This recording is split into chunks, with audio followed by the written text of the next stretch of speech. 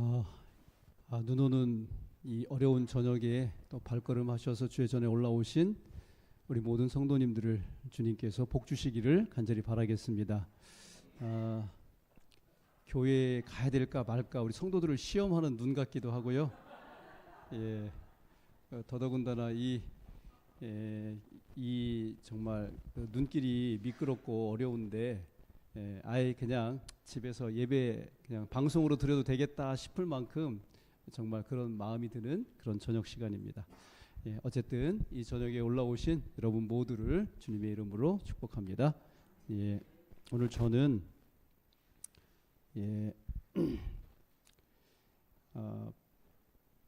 제가 오늘 설교 제목을 좀 바꿨습니다.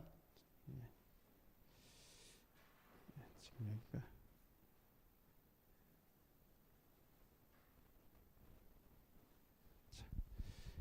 오늘 분명한 목표는 희생을 두려워하지 않는다. 분명한 목표는 희생을 두려워하지 않는다. 출애굽기 12장 1절, 2절, 21절, 23절 말씀인데요. 한번 같이 보시도록 하겠습니다. 제가 읽겠습니다. 여호와께서 애굽 땅에서 모세와 아론에게 일러 말씀하시되 이 달을 너희에게 달의 시작 곧 해의 첫 달이 되게 하고 모세가 이스라엘 모든 장로를 불러서 그들에게 이르되 너희는 나가서 너희의 가족대로 어린 양을 택하여 유월절 양으로 잡고 우슬초 묶음을 가져다가 그릇에 담은 피에 적셔서 그 피를 문 임방과 좌우 설주에 뿌리고 아침까지 한 사람도 자기 집 문 밖에 나가지 말라. 23절 보이시면 함께 읽겠습니다. 시작. 여호와께서 애굽 사람들에게 재앙을 내리려고 지나가실 때에 문 임방과 좌우 설주의 피를 보시면 여호와께서 그 문을 넘으시고 멸하는 자에게 너희 집에 들어가서 너희를 치지 못하게 하실 것임이니라. 아멘. 그 성경에 보면은요 정월 초하루에 아주 뜻깊은 사건들이 일어났음을 저희가 알 수 있습니다. 창세기 8장 13절에 보니까 601년 첫째 달 곧 그 달 초 하룻날에 어떤 일이 있어요? 지면에서 물이 거쳤다고 하는 사실이 기록되어 있습니다. 노아는 방주에서 맞은 정월 초하루에 무엇을 했습니까? 지면에서 물이 거치자 굳게 닫아두었던 방주 뚜껑을 제치고 밖을 보았습니다. 새로운 세상을 보게 된 것이죠. 그리고 그는 하늘의 무지개를 보았습니다. 지릿한 홍수는 이제 이미 지나간 일이 되어 버렸습니다. 방주 뚜껑을 열고 하늘을 본 그날 하늘에는 오색 찬란한 무지개가 걸려 있었던 것입니다. 이렇게 노아는 정월 초하루를 무지개를 바라보면서 시작을 하게 된 것입니다. 우리 성도님들께서는 지난 크리스마스를 보내고 또 새해를 맞이하시면서 어떻게 지내셨습니까?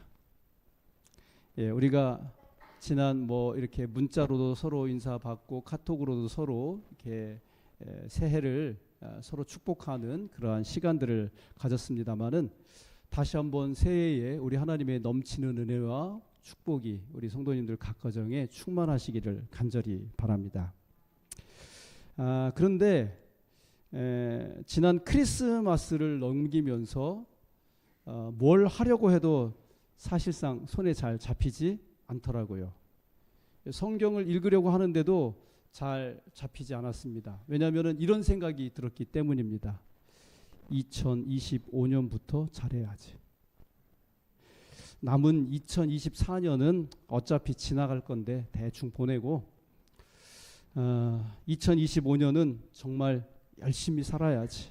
교회도 잘 다니고 성경도 많이 읽고 어차피 새해 되면은 열심히 할 거니까.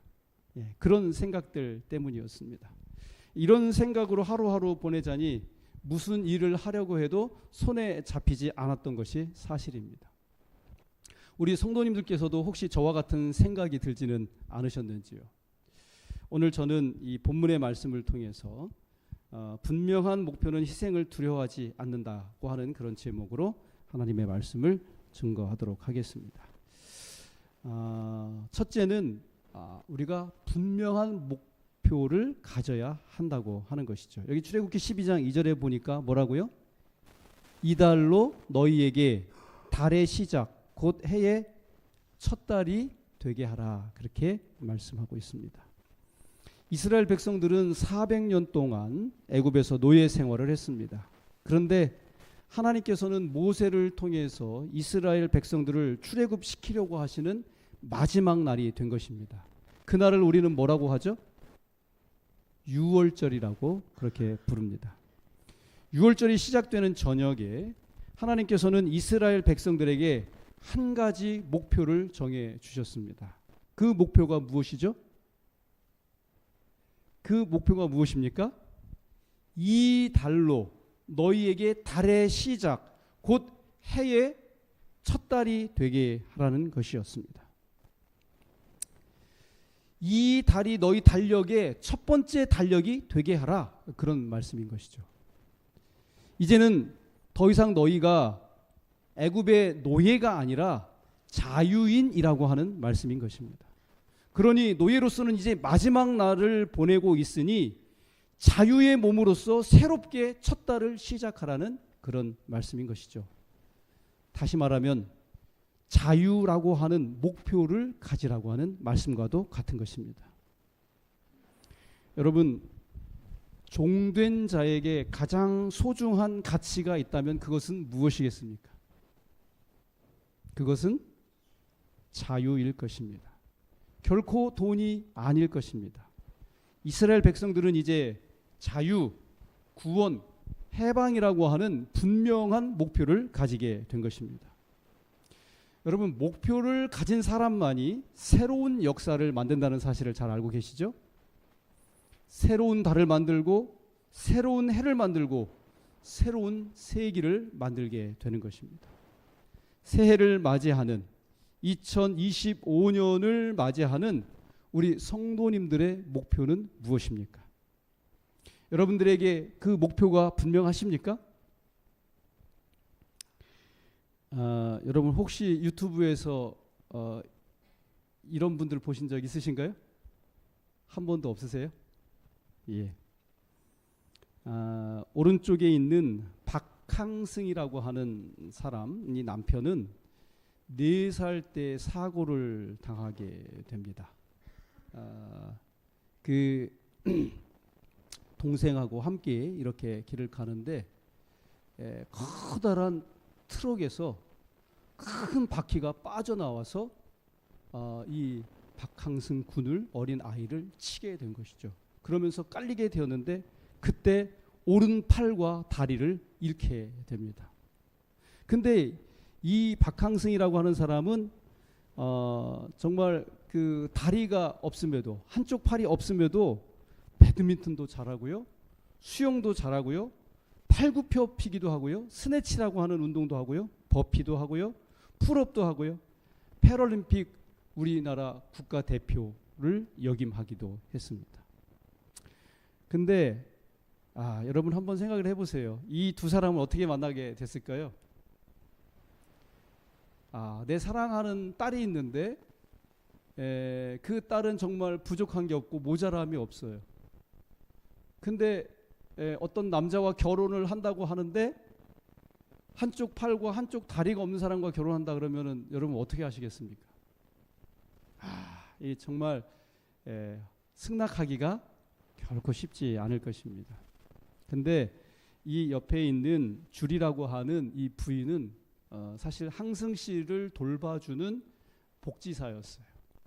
근데 이 두 사람이 만나게 된 동기는 어떤 사람이 한번 좀 둘이 한번 데이트 좀 한번 해보라고 이렇게 소개를 시켜줬다고 하는 것입니다.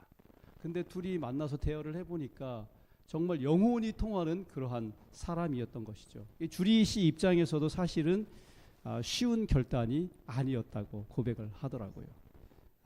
그런데 주리 씨 아버지 어머니가 또한 대단하신 분이라는 그런 생각이 듭니다. 어떤 교회에 장로님이고 집사님이시라고 그래요. 그래서 주리 씨의 이 생각과 의견을 존중해 주었다고 그렇게 이야기를 하더라고요. 근데 이 한쪽 손 가지고도, 이쪽 왼쪽 손 하나만 가지고도 정말 가정을 사랑으로 가득 돌보고 채우는 그러한 멋진 남편이었습니다. 집에서 살림을 누가 하는가? 누가 할까요?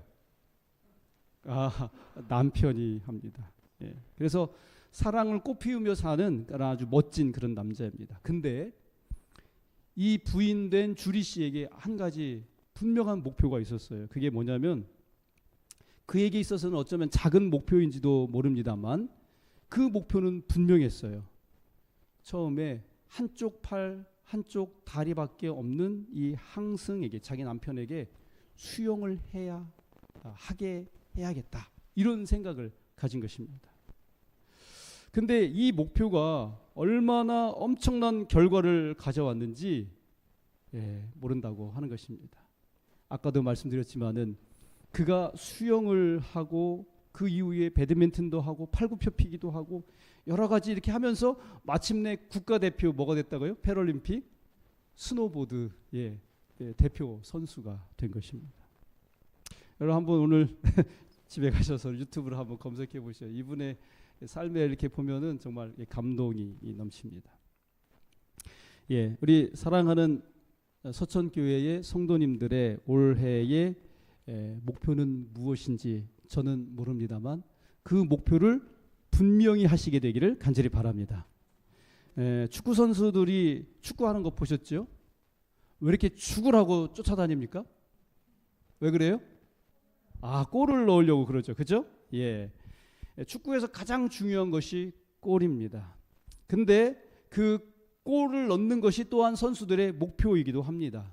여기에서 골이라고 하는 것은 영어로 잘 아시다시피 GOAL, 골, 목표, 목적이라고 하는 그런 뜻을 가지고 있다고 하는 것입니다.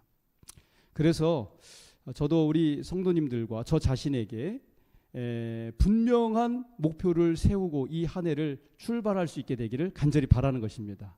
무엇보다도 영적인 목표를 세우시게 되기를 간절히 바랍니다. 올해는 어떤 일이 있어도 안식일은 교회에서 보낸다. 여러분 어떻게 좋은 목표인 것 같아요? 안 좋은 목표인 것 같아요? 좋은 목표라고 생각이 됩니다. 안식일은 꼭 저녁을 교회에서 먹고 간다.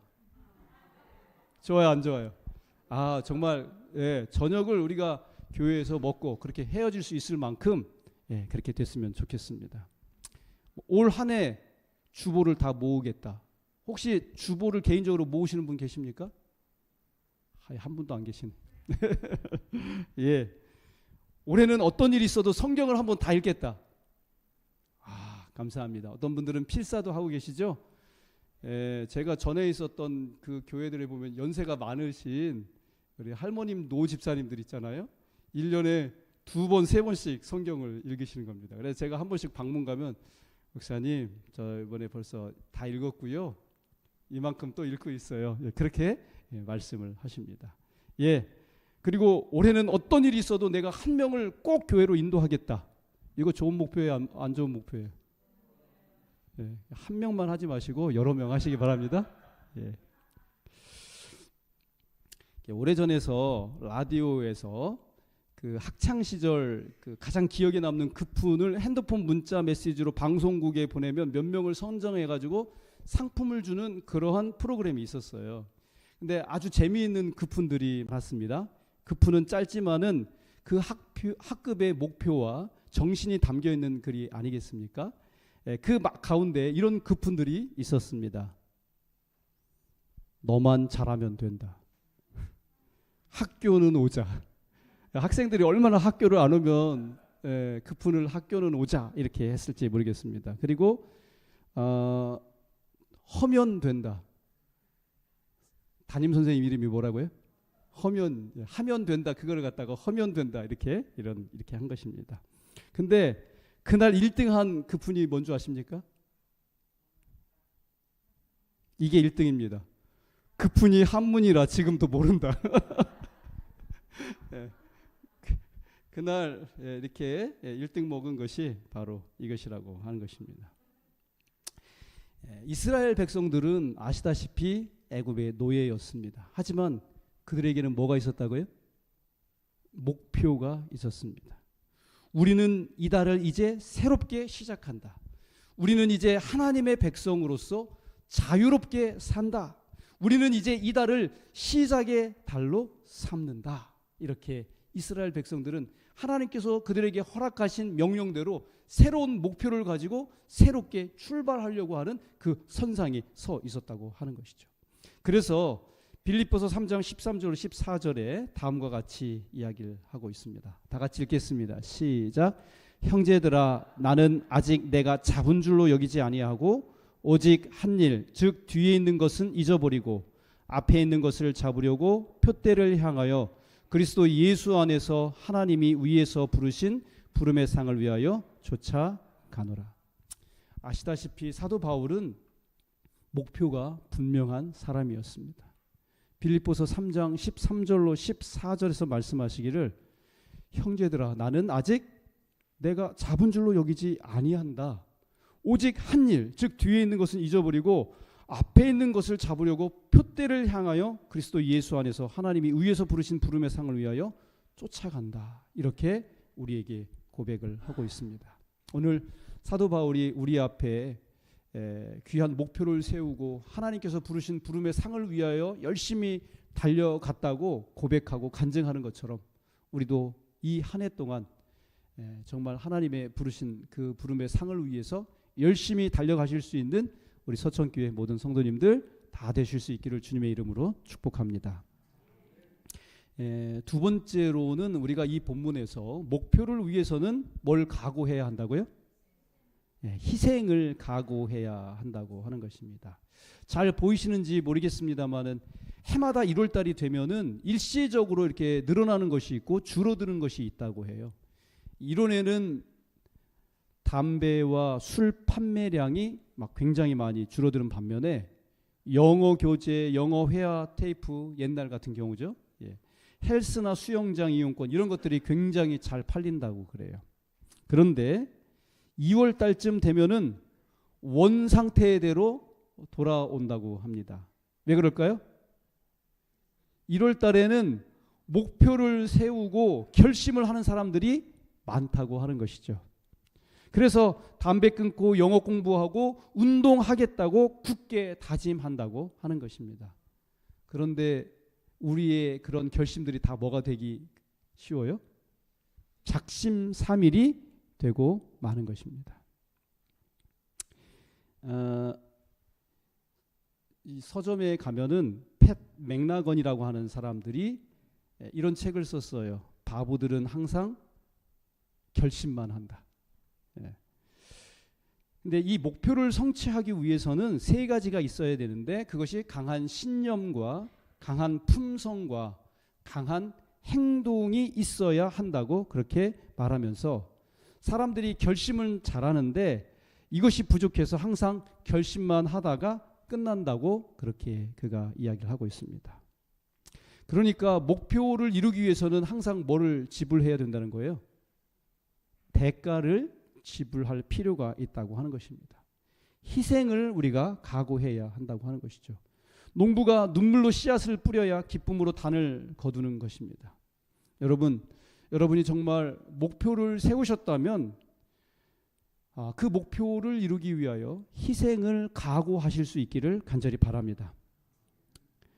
희생이 따르지 않는 목표는 이 팻 맥나건이라는 사람이 말한 대로 바보들은 항상 결심만 하고 아무 일도 하지 않고 그걸로 끝나버린다고 하는 것이죠. 여기 출애굽기 12장 21절 여기 보니까 너희는 나가서 너희의 가족대로 어린 양을 택하여 유월절 양으로 잡고 라고 그렇게 말씀하십니다. 그러니까 이 말을 다른 말로 우리에게 적용시켜서 해보면 너희 목표를 위해서는 뭘 각오하라는 거예요? 희생을 각오하라는 것입니다. 여러분, 양을 잡는다고 하는 말은 양을 뭐 시킨다는 거예요? 희생시킨다고 하는 말이죠. 양을 포기한다는 말입니다. 이 양은 쉽게 말하면 희생 양인 것입니다. 이제 유월절을 지키고 그들이 애굽에서 도망쳐 나아가기 위해서는 뭐가 필요했다는 거예요? 희생양이 필요했다고 하는 것이죠. 구원과 자유의 목표를 위해서는 이 희생양이 절대적으로 필요했다고 하는 것입니다. 그들은 가족의 소중한 재산인 양을 희생시켰습니다. 가족의 수대로 양을 희생시켰습니다. 하지만 그것이 아깝지 않았습니다. 왜요? 왜 아깝지 않았어요? 그들은 목표를 위해서는 어떤 희생도 치룰 각오가 되어 있었기 때문인 것입니다. 여기 출애굽기 12장 22절 다 같이 읽어보겠습니다. 시작. 너희는 우슬초 묶음을 취하여 그릇에 담은 피에 적시어서 그 피를 문 임방과 좌우 설주에 뿌리고 아침까지 한 사람도 자기 집 문 밖에 나가지 말라. 양을 잡아가지고요, 그 피를 받은 다음에 그 피를 우슬초 묶음에 적시어가지고 문 임방과 좌우 설주에다가 이렇게 뿌리는 것입니다. 아마도 그 집의 어른이 양을 잡고 그 피를 뿌렸을 것입니다. 그의 얼굴과 옷에는 피가 묻었을 것이고요. 하지만 그는 옷 버리는 것을 주저하지 않았다고 하는 것입니다. 옷을 버려서 가면서까지, 여러분 어떤 일을 해본 적이 있으시죠? 그죠? 우리 농사 질 때, 김 따러 갈 때도 그렇고, 여러분 일할 때 옷 버리는 거 걱정합니까? 이거 뭐 묻었다고 막 그러면서 일할 수 있어요? 아니죠. 그것은 언제 가능한가? 옷보다 더 가치 있는 일을 할 때는 옷을 버려가면서까지라도 그 일을 우리는 해낼 수 있다고 하는 것입니다. 이스라엘 백성은 그 밤에 밖으로 나갈 수가 없었습니다. 양과 무교병과 쓴 나무를 먹어야 했습니다. 하지만 아무도 불평하지 않았습니다. 그들은 목표를 이루기 위해서 잠시의 불편함과 구속을 마다하지 않았던 것입니다. 왜냐하면 그들에게는 분명한 목표가 있었기 때문입니다. 그래서 어떤 희생이라도 그들은 마다하지 않았던 것을 오늘 우리는 이스라엘 백성이 출애굽하는 그 유월절 날에 있었던 그 상황을 확인하게 되는 것입니다. 여러분, 이분 잘 아시죠? 누구예요? 예, 우리 한국의 정말 축구 간판 스타죠. 정말 이 손흥민은 여전히 우리 한국에서 제일 가는 그러한 그 스포츠 스타입니다. 이 손흥민은 뭐 방탄소년단 또 누가 있어요? 여자 걸그룹, 예? 뉴진스? 예, 뉴진스는 잘 모르겠고 블랙핑크는 제가 아는데 예, 이런 스타들을 제치고요, 늘 항상 1등하는 사람이 거의 이 손흥민이라고 하는 것입니다. 여러분 잘 아시죠? 손흥민도 유명하지만은 손흥민 때문에 유명해진 아버지가 있어요. 예? 손웅정이라고 하는 분이죠.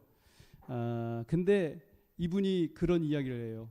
어렸을 때 손흥민 이렇게 공을 계속 튕기는 걸 갖다가 리프팅이라고 하거든요. 근데 그거를 어떻게 한다는 거예요? 쉬지 않고 하루에 3시간씩 4시간씩 그렇게 그거를 하게 했다고 하는 것입니다. 근데 이제 이 손웅정 이 감독이 그 손흥민이 이제 축구를 하게 된 그 계기를 설명하면서 축구를 시키겠다고 하는 그런 생각은 정말 하나도 없었다고 그래요. 근데 손흥민이 어려서부터 그 공을 좋아했다고 하는 것입니다. 그래서 4살 때부터 탱탱볼을 이렇게 그 손흥정 그 감독에게 이렇게 들고 있으라고 그러고 그거를 계속 이렇게 차는 연습을 이 손흥민이 했다는 것입니다. 그런데 이제 잠도 잘 안 자고 막 그러니까 그거를 잘 때마다 밤에 이제 재우려고 하면 그거를 양발로 차는 연습을 100개씩 하게 했다고 그래요. 근데 솔직히 아버지로서 볼 때 우리 아들이 좀 재능이 있다, 축구 시켜봐야 되겠다, 이런 거를 느끼지 못했다고 하는 것입니다. 이 아들에게 축구 선수가 될 것을 강요하지 않은 것에 대해서 이 손흥정 감독이 뭐라고 이야기하냐면 자유라고 하는 연료가 타야지 창의력이 나온다, 이런 이야기를 하더라고요. 자유롭게 뭔가를 하다 보면 좋고 싫음에 대한 판단이 나올 거라 그렇게 생각했다고 설명을 했습니다. 손흥민이 이제 그 초등학교 3학년 때 축구를 하겠다고 하면서 이 힘든데 할 수 있느냐고 딱 3번을 물어봤대요. 3번.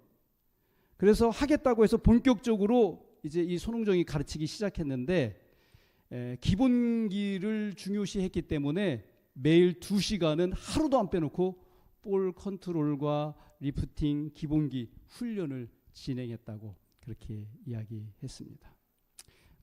정말 이 아버지 이 손흥정 감독이 하는 말이 있어요. 자기는 얘를 막 이렇게 연습시켜가지고 축구하는 기계 만들어서 유명하게 하고 돈 벌려고 시킨 것이 아니라 흥민이가 축구를 하면서 진짜 행복한 삶을 살았으면 좋겠다 해서 축구를 하게 했다는 것입니다. 늘 그런 마인드로 축구를 하게 했다고 하는 것입니다.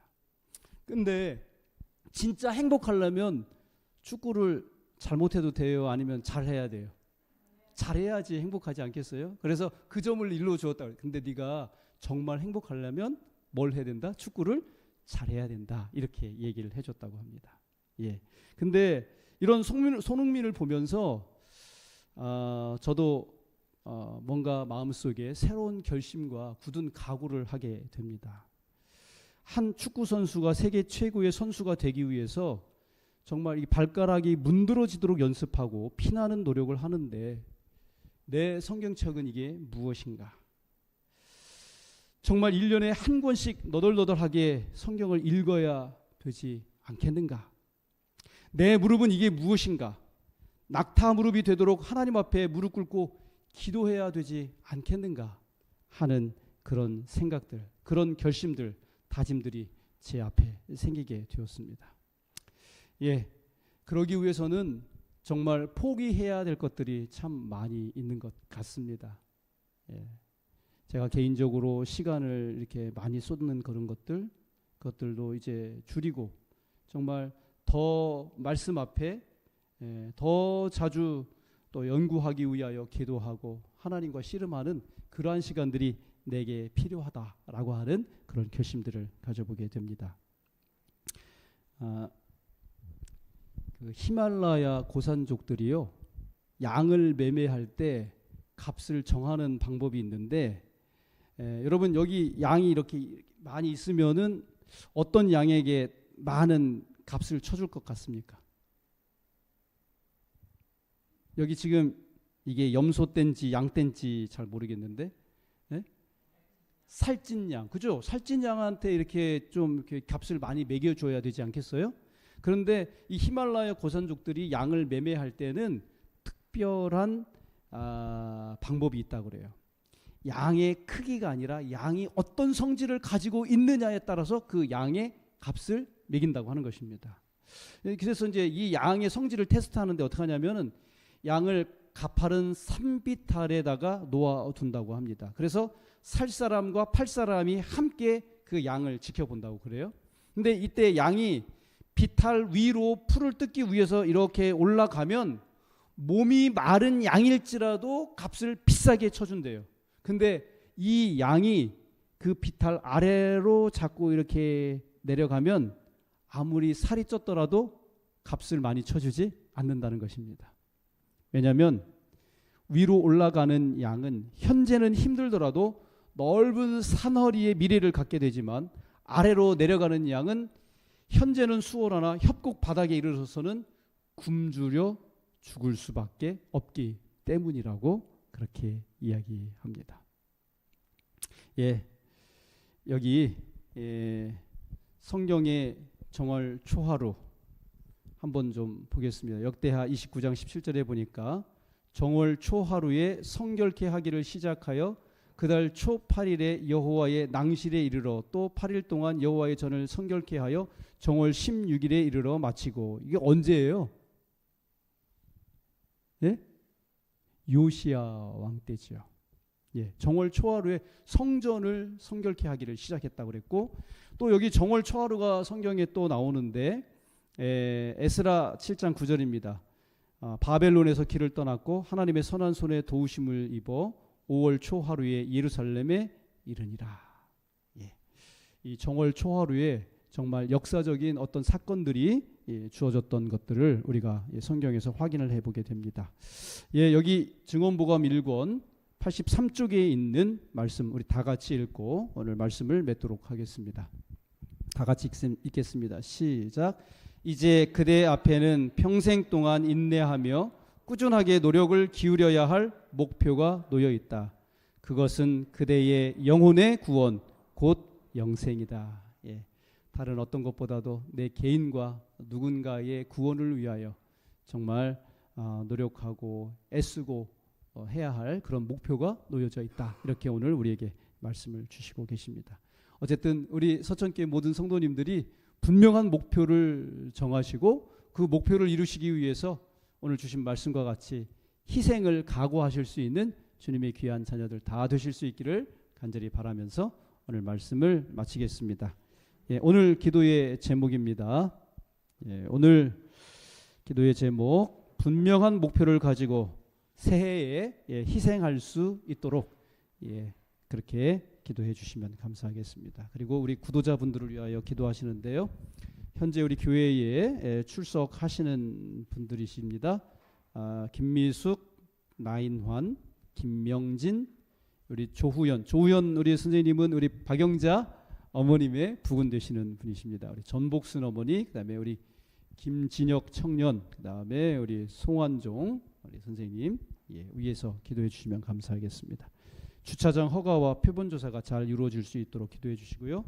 우리나라의 정치적 상황이 속히 안정화될 수 있도록 기도해 주시면 감사하겠습니다. 우리 환우들을 위하여 기도해 주시는데요. 우리 강금랑 집사님, 김영환 성도님, 우리 정영웅 성도님, 또 우리 박영자 어머님, 지난 안식일에 저희가 동군산병원에 다녀왔는데요. 우리 이덕자 어머님이 뇌경색으로 쓰러지셔서 입원을 하셨습니다. 그래서 이덕자 집사님을 위해서 또한 기도해 주시면 감사하겠습니다. 그리고 기타 우리 감기 환우들이 굉장히 많으신 것 같은데 감기 환우들을 위해서도 기도해 주시면 감사하겠습니다. 예, 함께 기도하시겠습니다.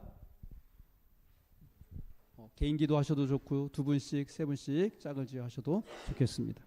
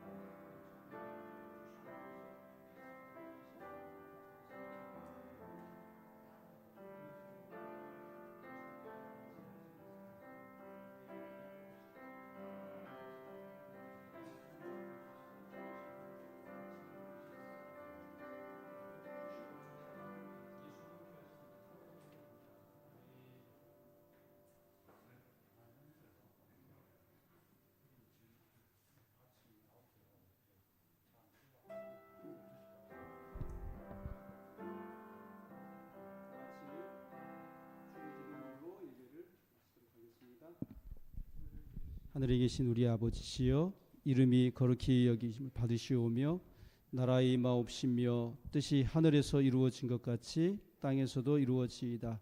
오늘날 우리에게 일용할 양식을 주옵시고 우리가 우리에게 죄 지은 자를 사하여 준 것 같이 우리 죄를 사하여 주옵시고 우리를 시험에 들지 말게 하옵시며 다만 악에서 구하옵소서. 나라와 권세와 영광이 아버지께 영원히 있사옵나이다. 아멘.